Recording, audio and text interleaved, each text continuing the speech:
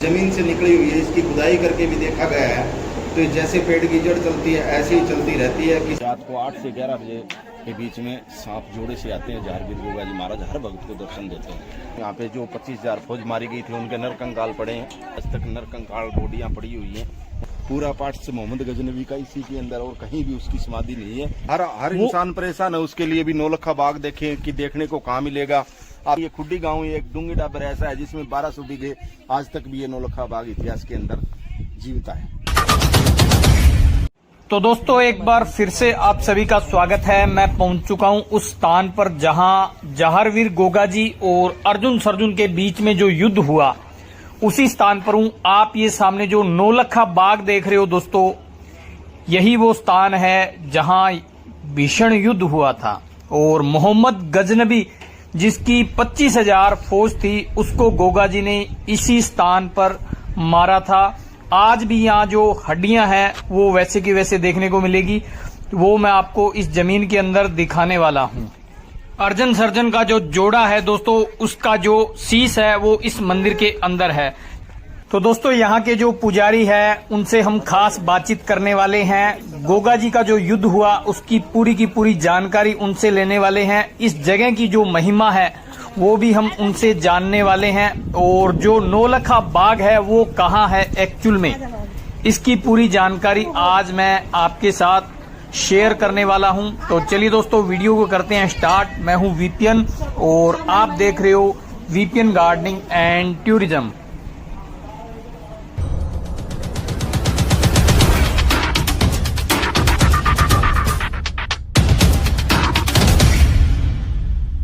दोस्तों इस मंदिर के जो पुजारी है वो यहाँ पहुंचे हुए भक्तों के साथ अभी बातचीत कर रहे हैं। जैसे ही फ्री होते हैं तो उनसे मैं समय लेकर आपको यहाँ की पूरी डिटेल उनके मुख से सुनाने वाला हूँ।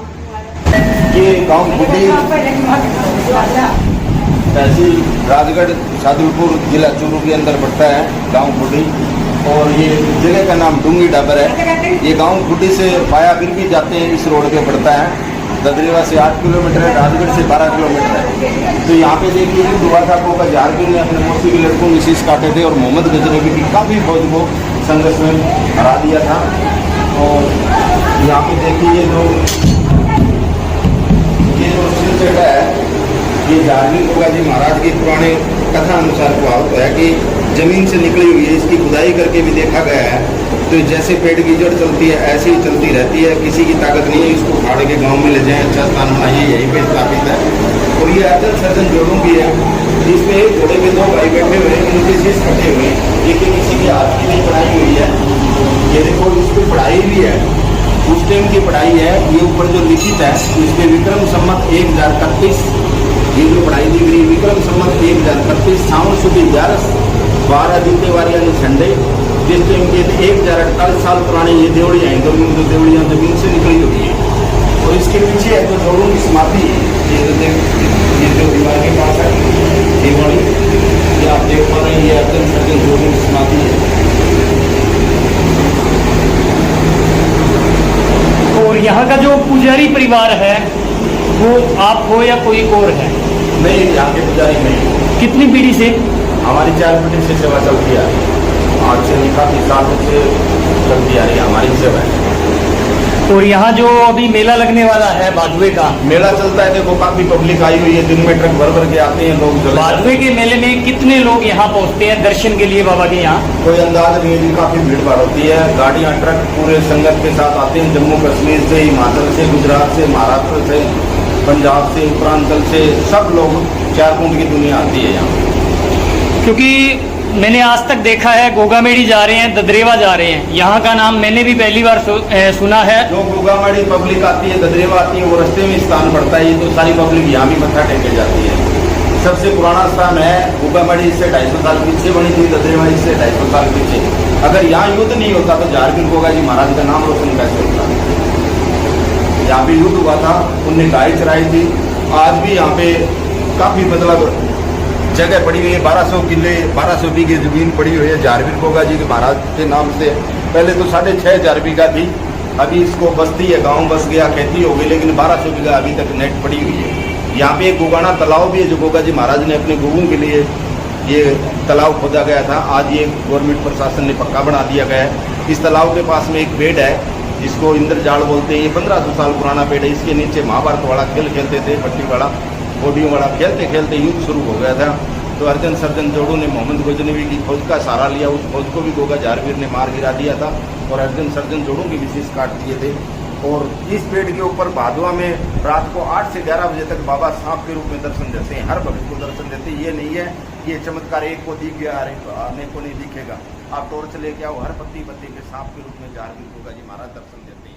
जो ये इंद्रजाल का पेड़ है, ये वो पेड़ है इंद्रजाल का जो 1500 साल पुराना है।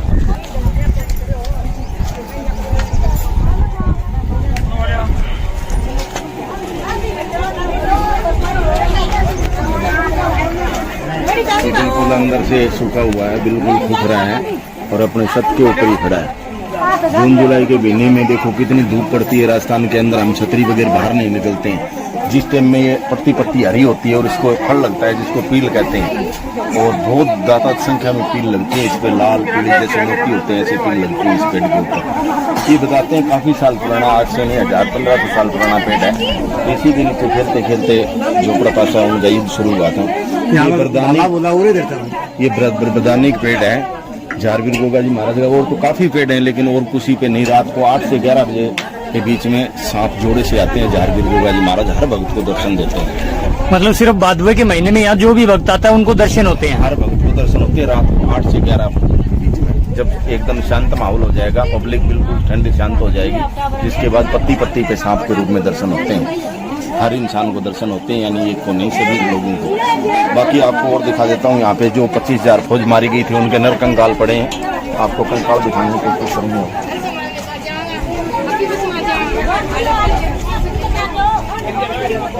यानी 8-8, 10-10 फुट के जवान हैं। उनकी मतलब आज तक नर कंकाल बॉडियाँ पड़ी हुई हैं। उनके पास सिक्के भी मिलते हैं कॉपर के, वो सिक्के भी हमारे पास हैं। ये नहीं है कि बिल्कुल भी सत्य इतिहास है, झूठा नहीं है कोई भी चीज। सिक्के भी रखे हुए।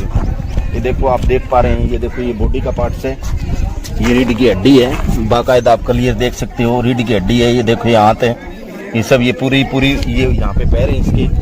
ये 11 फुट का है कंकाल, ये छोटा नहीं है। देखो ये आप देख पा रहे हैं, ये इतना बड़ा कंकाल है। यहाँ पे सर है, ये देखो ये पूरी बॉडी, ये बॉडी का पार्ट है। ये तो अलग ही होता है, बॉडी हड्डी की जांच होती है। देखो ये अलग है, बॉडी का पार्ट है। ये पूरी बॉडी का पार्ट है, पूरा कंकाल पड़ा हुआ है। ये लोग बहुत ज्यादा संख्या में आते हैं, गाड़ियां आती है जिसके ऊपर से जाते हैं, जिसके बाद पड़ जाते हैं। मतलब ये जो पूरा एरिया है इसके अंदर बॉडी के पार्ट्स आपको हर जगह मिलने वाले हैं? हर जगह जी। आप इतना भी खोदेंगे ना तो पूरी की पूरी कंकाल ऐसे का ऐसे पूरा पिंजरा मिलेगा आपको। क्यों कौन दाग संस्कार करने वाला था भी? हिंदू एक मुस्लिम एक युद्ध में मारे गए तो मिट्टी पड़ती रहती थी, गुर्जर जाते। जैसे दिल्ली वाला बादशाह आया था, बताते हैं हाथी पे चढ़ के। आज मतलब हर जगह फोटो के अंदर देखते हैं कि हाथी के ऊपर वो आए थे। उनके देखो यहाँ मीडिया प्रशासन भी आया था, DNA टेस्ट भी हुआ था। तो इसके ऊपर ये देखो, ये उनके आज तक कहीं कब्र नजर नहीं आएगी आपको। ये जाड़ लगाया हुआ है, इसके अंदर उसकी धड़ है। पूरा पार्ट से मोहम्मद गजनवी का इसी के अंदर, और कहीं भी उसकी समाधि नहीं है। और आप देख पा रहे हैं इसके अंदर ये घास उग गया। तो यहाँ काफी बॉडियां हैं। बाकी ये जो धुना है यहाँ पे गुरु गोरखनाथ जी का ये पुराना मंदिर को टूट गया तो नया निर्माण हो रहा है। तो यहाँ पे भी अभी जब महीना आएगा नवरात्रों का तो यहाँ दरारें पड़ जाती थी गोल गोल। तो यहाँ पे हमने ये गुरु गोरखनाथ जी का धुना चेतन रखते हैं 24 घंटे, और ये धुना बना दिया गया है यहाँ। और अभी एक साइड में जो तालाब है इसको अभी पक्का किया गया है, जिस हिसाब से मतलब लग रहा है ये करीबन 5 महीने में अभी पक्का किया गया। पहले गोगा जी महाराज ने अपने लोगों को पानी पिलाने के लिए तालाब बनाया था, तो इसका नाम गोगाना तालाब है जी। इसके अंदर यात्री श्रद्धा से स्नान करते हैं, अमृत समझ के पानी को पीते तो हर रोग कट जाता है। जैसे खाज खुजली है और भी है, तो मतलब काफी रोग कटते हैं इससे। ये गुरु गोरखनाथ जी का धुना है। ये गुरु गोरखनाथ जी का धुना है, चेतन रहता है 24 घंटे। अभी इसका निर्माण हो रहा है, समय लगेगा, दान पुण्य से तैयार होता है ये। और मैं ये जानना चाहूंगा कि जो 9 लखे का बाग बोला जाता है, मतलब कथाओं में या जो भी इतिहास है, हर इंसान परेशान है, उसके लिए भी 9 लखा बाग देखें कि देखने को कहाँ मिलेगा। आप ददरेवा जाएंगे तो वो कहेंगे कि ये भी 9 लखा है। हमारे पास आए हैं खुडडूंगे डाबर में, तो हम भी कहेंगे ये 9 लखा बाग है। गुगामेड़ी में जाएंगे तो लोग बाग कहेंगे ये भी 9 लखा बाग है। ये नौलखा बाग कैसे था कि राजा उमराव सिंह यहाँ के राजा हुआ करते थे, गोगा जारवीर के दादाजी जेवर नेवर के पिता।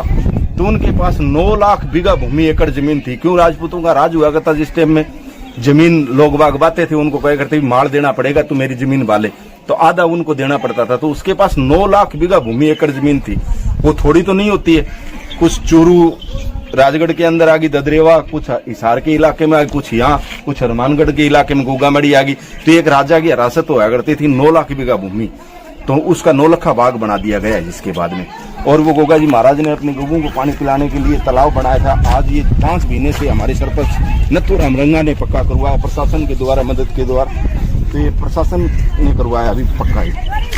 मतलब कि जो आप 9 लखा बाग बता रहे हो, 9 लखा जो बीघा जमीन थी, हाँ, वो मतलब किसी एक क्षेत्र में नहीं, न कि पूरा का पूरा जो क्षेत्र है ये, वो एक राजा, ये पूरा का पूरा 9 लखा बाग ही माना जाएगा। ये 9 लखा बाग ही था पूरा। मतलब हम ये नहीं कह सकते कि ददरेवा में है या गोगामेड़ी में जो 9 लखा है जी, ददरेवा में भी है, यहाँ पे भी है, लेकिन काफी जगह तोड़ दिया गया है, खेत बन गए हैं, गांव बस गया। लेकिन ये खुड्डी गांव, ये एक डूंगी डाबर ऐसा है जिसमें 1200 बीघे आज तक भी ये 9 लखा बाग इतिहास के अंदर जीवित है। क्योंकि ये गोगा जी महाराज के टाइम में 6500 बीघा, ये जो भाट होते हैं इनकी बही में लिखित है कि 6500 बीघा जमीन उनके पास हुआ करती थी। और वो इतिहास सच्चा है कि उन भाट की बही जो होती है ना, वो झूठी नहीं होती। हाँ, तो उसमें सदियों से इतिहास है। और जिसके बाद में है ना, अभी ये 1200 बीघा बचा हुआ है। बाकी देख लो, गुगाना तालाब पक्का बना दिया गया है। इसके पानी में नहाने से हर रोग कष्ट दूर होते हैं। अमृत समझ के पीते भी हैं लोग, नहाते भी हैं। इसको जल पड़ा हुआ है बारिश। इसमें जो जल आ रहा है वो सिर्फ बारिश का आ रहा है, बारिश का जल। बाकी सिंचाई का यहाँ कोई साधन नहीं, ऐसा कुछ नहीं है। जमीन का पानी तो बिल्कुल कोड़ा है। मतलब प्राकृतिक की जो देन है वो ही है। बस वही जिस है। हिसाब से गोगा जी के टाइम में हुआ करता था, हाँ, बारिश का पानी इकट्ठा वही अभी हो रहा है। को नीचे से है ना, और ना बारिश का पानी है, इंद्र भगवान बरस जाता है, इसमें गल जाता है। हम तो गालते नहीं है जी, भगवान गालता है। जय श्रीनाथ जी।